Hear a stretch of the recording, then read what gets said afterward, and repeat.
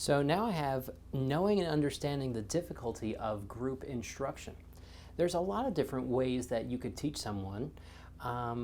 It could be private lessons, it could be through instructionals, it could be through group classes, but generally the group instruction as a whole will be one of the most common ways that people teach. So it's important to know the difficulties. And as an instructor, I always want what's best for that individual student. But to use an analogy, I'm teaching a wave of information, and everyone is on their own individual surfboards surfing that wave and interpreting it on their own ways and their own levels. So the question then is, the real difficulty here is, how do I challenge the highest level student in the room while also challenging the lowest level student in the room?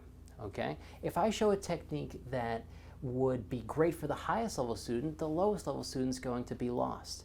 And if I show a technique for the lowest level student, the highest level student is going to be bored. He's learned this already. Okay?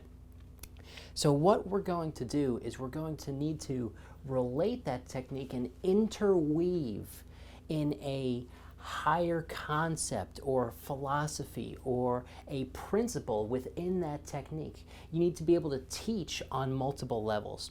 And what I would equate this to is, it's almost as if you're teaching Shakespeare in an English class, where the lower level students will understand the reading and the lettering of Shakespeare, but the higher level students will be able to appreciate the beauty of the Shakespeare, the nature of humanity within the work, the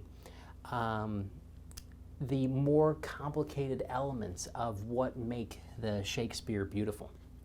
So when you're teaching in a group environment, you need to ask, how can I make this material relate to everybody in this room?